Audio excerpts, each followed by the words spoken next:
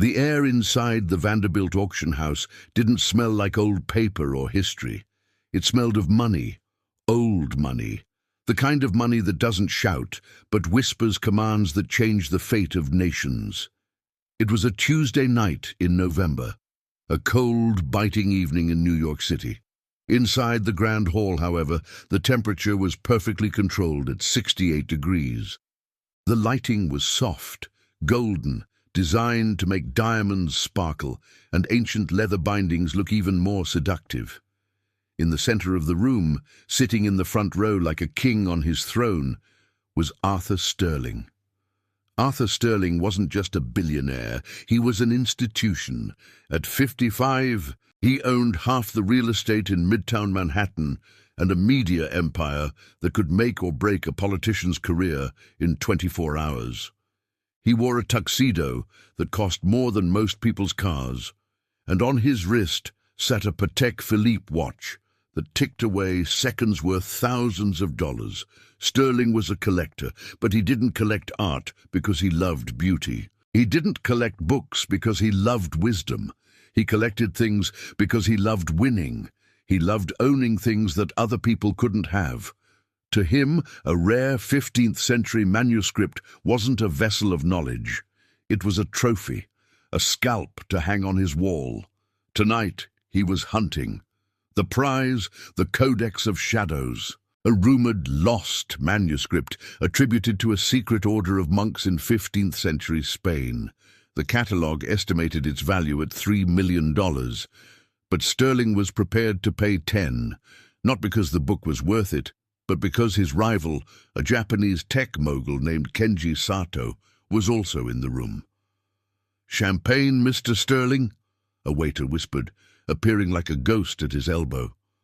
"Too warm," Sterling snapped, not even looking at the man. "Take it away, and tell the staff that if I see a smudge on my glass again, I'll buy this building just to fire everyone." The waiter retreated, terrified. Sterling laughed, a dry barking sound. He turned to his young, terrified assistant Julian. "You see, Julian, fear is the only universal language. Everyone understands it." But Sterling was wrong. There was another man in the room who understood a different language.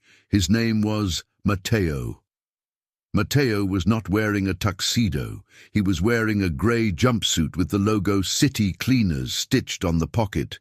He was 60 years old, with a back slightly curved from years of labor and hands that were rough like sandpaper. His face was a map of deep lines, etched by a sun far away from the neon lights of New York. Mateo was the invisible man. He was the one who mopped the marble floors when the guests spilled their wine. He was the one who emptied the trash bins filled with discarded caviar toasts. To men like Sterling, Mateo was part of the furniture. Less than furniture, actually. Furniture had value. Mateo was currently in the corner of the room, quietly polishing a brass railing. He tried to make himself as small as possible. He needed this job. His rent in the small basement apartment in Queens was due, and his arthritis medicine wasn't covered by the meager insurance the cleaning company provided. But as Mateo polished the railing, his eyes kept drifting to the center of the stage. There, under a glass case, bathed in a spotlight, sat the Codex. It was beautiful. The leather was dark, cracked with age. The pages, visible through the glass, were covered in dense, intricate calligraphy and illuminated illustrations of strange, mythical beasts. Mateo felt a pull in his chest, a physical ache. It had been so long, so many years since he had been allowed to touch a book like that. In his old life, before the regime, before the soldiers came in the night, before the fire that took his library. Mateo had lived for books. He moved closer, just a few inches. He wanted to see the script. He wanted to see the ink. "Hey, you!" The voice cracked like a whip. Mateo froze. He turned around slowly. Arthur Sterling was looking at him. The billionaire had turned in his chair. His face twisted in a sneer of disgust. The entire room went silent. The auctioneer stopped his preamble. The ladies in their designer gowns stopped fanning themselves. "Me, sir?"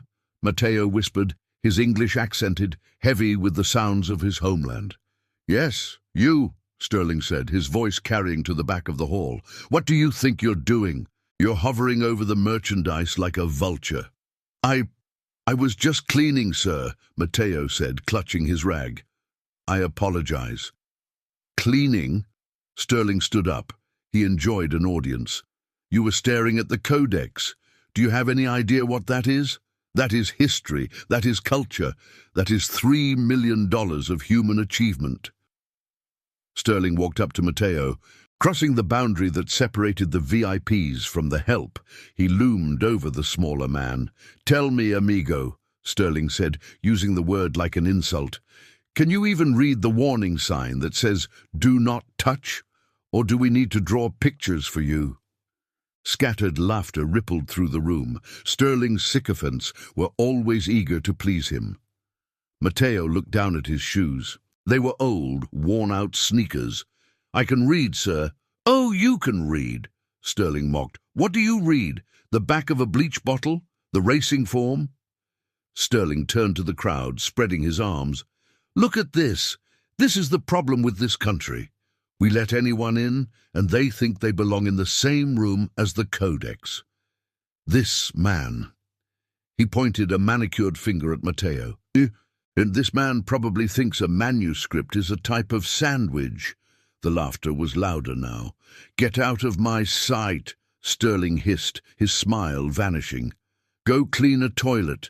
Leave the history to the people who can afford to understand it. Mateo nodded. He didn't fight back. He couldn't. He swallowed his pride, a bitter pill he had swallowed 1,000 times since arriving in America. Yes, sir. Sorry, sir. Mateo turned to leave. He walked away, dragging his mop bucket, the wheels squeaking on the polished floor. Squeak, squeak, squeak, the sound of his humiliation. But as he reached the double doors, something happened. The auctioneer, a nervous British man named Mr. Finch, cleared his throat. Ladies and gentlemen, we shall now proceed with the main event, Lot 452, the Codex of Shadows. A rare 15th century manuscript believed to be the only surviving copy of the Prophecies of Seville, written in a unique dialect of Old Castilian mixed with ecclesiastical Latin. Bidding starts at $1 million. Mateo stopped. His hand froze on the door handle. Old Castilian mixed with ecclesiastical Latin? Mateo turned his head slightly. He looked at the large screen behind the auctioneer, which was projecting a high-definition image of the open page of the codex. Mateo squinted. His eyes, though old, were sharp. He looked at the text. He looked at the shape of the letters. He looked at the phrasing. His heart began to hammer against his ribs. Thump, thump, thump. It wasn't Old Castilian, and it wasn't Latin. He knew that script. He knew that syntax. He knew it because he had written a thesis on it 30 years ago at the University of Salamanca before the world fell apart. And he saw something else, something that made his blood run cold. There, in the margin of the illuminated page, was a small symbol, a tiny, almost invisible drawing of a bluebird. Mateo knew that bluebird. He let go of the door handle. He shouldn't do it. He should walk away. He should keep his job. He should survive. But then he looked at Sterling. The billionaire was laughing, whispering something to a beautiful woman next to him, looking at the book with the hunger of a predator. He is going to buy a lie, Mateo thought. He is going to pay millions for a lie, and he will never know. Mateo took a breath, a deep, shaking breath. And then he turned around. $1 million, the auctioneer shouted. 1.5, came a voice from the back. 2 million, said Kenji Sato, raising his paddle. 3 million, Arthur Sterling said, barely raising his voice, looking bored. 3 million to Mr. Sterling in the front row. Do I hear 3.5? The room was buzzing with tension. This was a gladiator fight. But instead of swords, they used bank accounts. Mateo walked back into the room. He didn't walk like a janitor this time. He walked with a strange, purposeful gait. He walked past the security guard, who was too distracted by the bidding war to notice him. He walked until he was standing 10 feet from Sterling. 3.5 million, Sato said. 4 million, Sterling countered instantly. 5 million, Sato shouted. Sterling paused. He adjusted his cufflinks. He smiled. 6 million. A gasp went through the room. $6 million for a book. Going once, the auctioneer said, sweating. Going twice. It's a fake, a voice said. It wasn't a shout. It was a calm, steady statement, but in the acoustic perfection of the hall, it sounded like a gunshot. Everyone turned. Arthur Sterling turned slowly, his face flushing red. He saw Mateo standing there, holding his mop bucket handle like a staff. You again. Sterling stood up, furious. Security! Get this vagrant out of here! 2 large security guards started moving towards Mateo. Wait, Mateo said. He didn't look at the guards. He looked at the screen. I said it is a fake. It is not worth 6 million. It is not even worth $6. The room went deadly silent. Sterling laughed. It was a nervous laugh this time. This is absurd. This is a multi-million-dollar auction, not a flea market. You're a janitor. What would you know about 15th century manuscripts? I know, Mateo said, his voice gaining strength, that in the 15th century, the monks of Seville did not use titanium white pigment in their illustrations. Sterling blinked. Titanium what? Titanium white, Mateo repeated. It was not invented until 1921. Look at the bluebird in the margin, the white highlights on its wings. They are too bright, too opaque. That is modern industrial pigment. The auctioneer, Mr. Finch, looked at the screen. He adjusted his glasses. Sir, this item has been authenticated by... By whom? Mateo interrupted. By someone who looked at the leather and the paper but did not read the text. Because the text is wrong too. Sterling stepped forward, his face inches from Mateo's. Listen to me, you little rat. You are ruining my moment. I'm going to have you arrested. I'm going to have you deported. You can't even speak proper English, and you're trying to lecture me on chemistry. Mateo looked at Sterling. For the first time, he stood to his full height. He looked the billionaire in the eye. You are right, Mateo said softly. My English is, how do you say, clunky. And then Mateo switched. He spoke in Latin, classical, flawless, Ciceronian Latin. His voice resonated with the cadence of an orator. Non est aurum omne quod splendet domine, stultitia est credere oculis, cum mens caeca est. Not all that glitters is gold, sir. It is foolish to trust the eyes when the mind is blind. The room gasped. A few older collectors who knew their classics dropped their jaws. Sterling looked confused. What? What is that? Gibberish. Mateo smiled, a sad smile. He switched again to French, a crisp, academic Parisian French. Ce n'est pas du charabia, Monsieur Sterling, c'est la langue de la science, de l'histoire, une langue que vous prétendez respecter, mais que vous ne comprenez pas. It is not gibberish, Mr. Sterling. It is the language of science, of history, a language you claim to respect, but do not understand. Then he turned to Kenji Sato, the Japanese billionaire. He spoke in Japanese, formal, respectful, perfect. Sato-san, ano hon wa kaimono dewa arimasen. Wana desu. Anata no o kane o muda ni shinaide kudasai. Mr. Sato, that book is not a purchase. It is a trap. Please do not waste your money. Sato stood up, bowing deeply in shock. Didomo, arigato. Mateo turned back to the screen. He pointed at the text. He spoke in Mandarin Chinese. Zeben shushi yige pianju. This book is a scam. Then in German, eine Fälschung, a forgery. Then in Russian, Falschivka, fake. And finally he spoke in Ladino, the ancient Judeo-Spanish language of the Sephardic Jews, the very language the manuscript claimed to be influenced by. It was a musical, haunting language that almost no one in the room had ever heard. He recited a passage from the screen, then stopped. He looked at Sterling. He spoke in English again. 7 languages, Mr. Sterling. I speak 7 languages. And in all of them, the word for fool sounds the same when you look in the mirror. The silence in the hall was absolute. It was heavy, suffocating. You could hear a pin drop. Sterling was purple. He was shaking, not with fear, but with humiliation. His trophy was being tarnished. His moment was being stolen by a man in a jumpsuit. "You are a liar!" Sterling screamed, his voice cracking. "You are a fraud! You memorized some phrases from Google. You are nothing. I am Arthur Sterling. I have experts. I have PhDs on my payroll." He turned to the auctioneer. "Close the bidding. I bid $10 million. I want that book. I will buy it just to burn it in front of this janitor." "Sir," the auctioneer stammered. $10 million. "Yes, $10 million. Sold. Give it to me." "Wait." A voice came from the back of the room. An old man in a tweed jacket stood up. It was Professor Alistair Thorne, the world's leading expert on medieval manuscripts from Columbia University. He'd been sitting quietly in the back. "The janitor," Professor Thorne said, his voice trembling with excitement. "The janitor is right." Sterling froze. "What?" Professor Thorne walked down the aisle. He approached Mateo.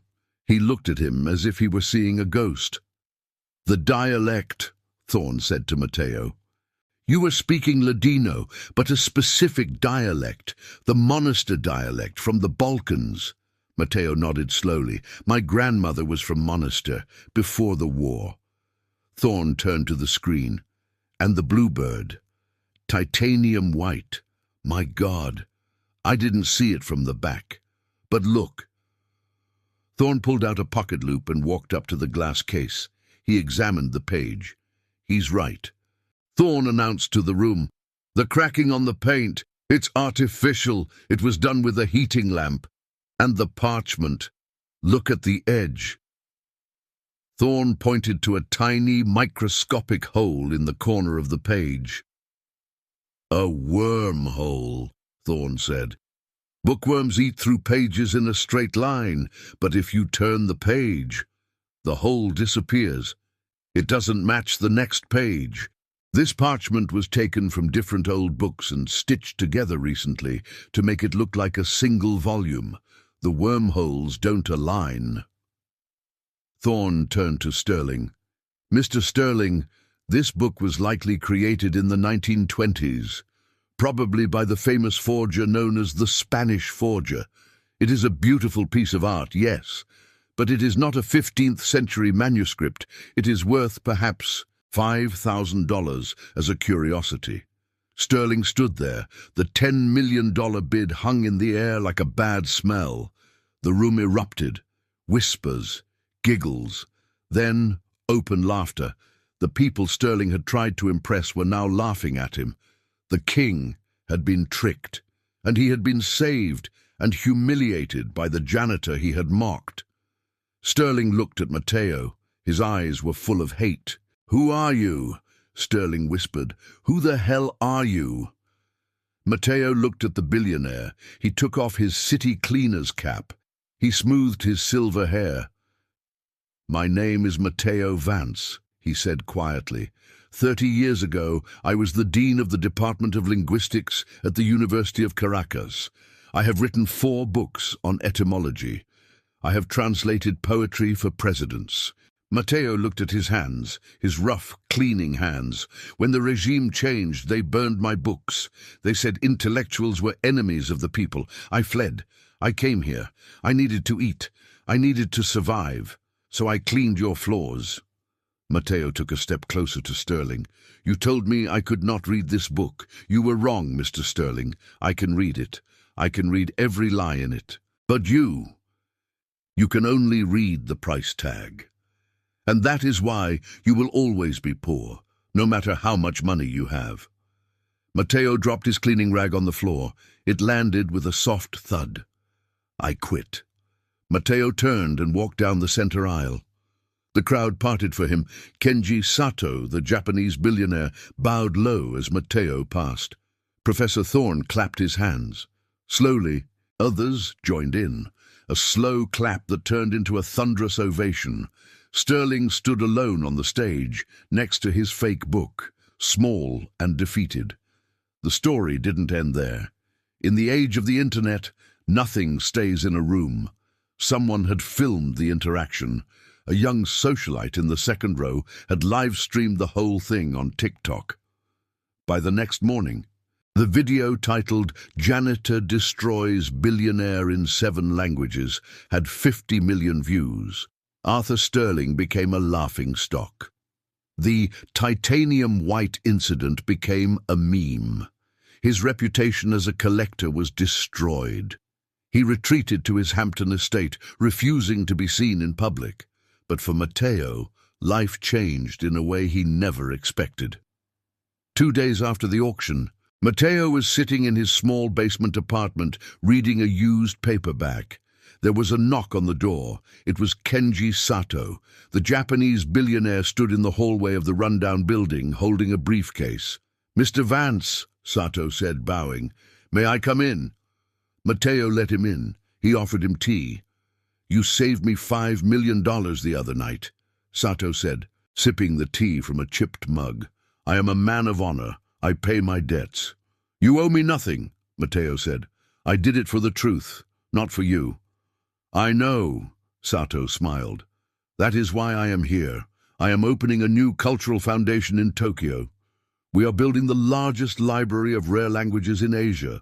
We need a director, someone who knows books, someone who knows truth." Sato placed a contract on the rickety table. "The salary is substantial," Sato said, "but more importantly, you will have unlimited budget to acquire real books, to save them, to teach." Mateo looked at the contract. He looked at his hands, hands that smelled of bleach and floor wax. "I am just a cleaner," Mateo whispered, tears forming in his eyes. "No," Sato said softly. "You were never just a cleaner. You were a guardian in disguise. It is time to take off the costume." 6 months later. The scene is Tokyo, a magnificent modern building made of glass and cedar wood, the Vance Institute for Linguistic Preservation. Mateo is standing at a podium. He is wearing a suit. He looks 10 years younger. In front of him sits an audience of students, scholars, and dignitaries. "Language," Mateo tells them, speaking into the microphone, "is the only thing that truly belongs to us. They can take your house. They can take your money. They can even take your country. But they cannot take your words, unless you let them." He pauses. He looks at the back of the room. There, in a glass display case, is a book. It is the Codex of Shadows. Sterling had thrown it in the trash after the auction. Sato had retrieved it. Now it sat in the museum, not as a holy relic, but as a lesson.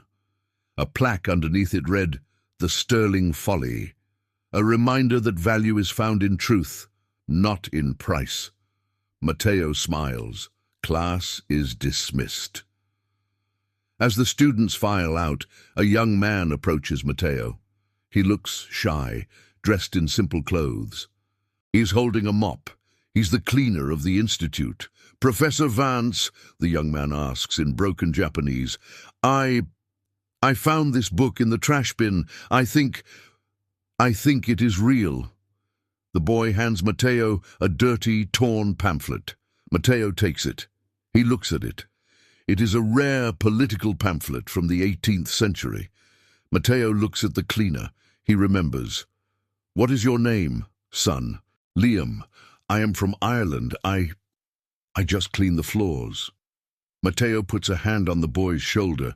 "No, Liam," Mateo says, his eyes twinkling. "In this building, no one just cleans the floors. Put down the mop. Let's read this together." They say you can't judge a book by its cover, but Arthur Sterling made a bigger mistake. He judged a man by his uniform. He thought that because Mateo held a mop, he couldn't hold wisdom. He thought that money was the only measure of worth. But he learned, in front of the whole world, that true class isn't about what you wear or what you own. It's about what you know and how you treat people. Mateo Vance proved that a mind is a diamond that shines even in the dust. He reminded us that everyone has a story. The taxi driver, the waiter, the janitor. They might be poets, professors, or geniuses waiting for a chance to speak. And you, what would you have done if you were in that room? Would you have laughed at Mateo like the others? Or would you have stood up for him? I have a serious question for you today. Have you ever been underestimated? Has anyone ever looked down on you because of your job, your clothes, or where you come from? I want to hear your story. Please share it in the comments below. Let's create a community here where we celebrate the Mateos of the world. If this story touched your heart, if it gave you a sense of justice, please hit that like button. It helps us spread this message to more people. And if you want more stories like this, stories about karma, justice, and the hidden power of humble people, subscribe to the channel right now. Turn on the notification.